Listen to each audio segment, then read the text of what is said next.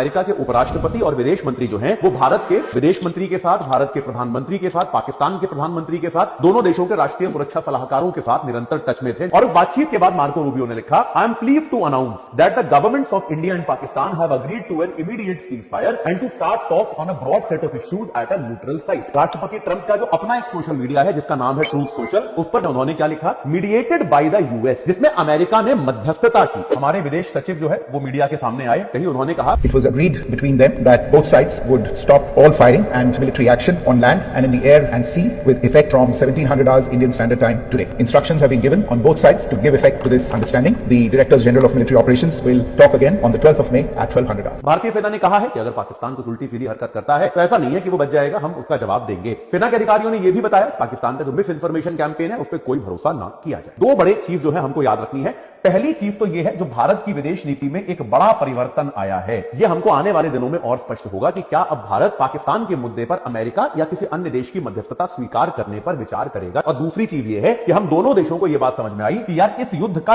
लक्ष्य हमें स्पष्ट नहीं था, और अगर लक्ष्य स्पष्ट नहीं है तो आप कैसे लड़ोगे, कब तक लड़ोगे, अपने आप को मोटिवेटेड कैसे रखोगे। यह युद्ध विराम हुआ है, हमारी सेनाओं को भी राहत मिलेगी, हम ये आशा करते हैं। और यह भी बात सही है कि पहलगाम हमले के बाद पाकिस्तान को भी हमने ये सबक साफ तौर पर दे दिया है, अब आप कुछ उल्टी सीधी हरकत करोगे तो उसका जवाब तो आपको मिलेगा। यह कहा जा रहा है कि भारत अब एक अपना रणनीतिक बदलाव कर रहा है। वो रणनीतिक बदलाव यह है कि अगर पाकिस्तान की तरफ से कोई आतंकी हमला होता है, हम ये नहीं मानेंगे कि पाकिस्तान ने हम पे आतंकी हमला किया, हम कहेंगे भाई ये तो एक्ट ऑफ वॉर है, बात खत्म। लेकिन अंततः शांति की विजय हुई, शांति जो है वो स्थापित हुई, जो है शांति स्थापित होना बहुत अच्छी चीज है।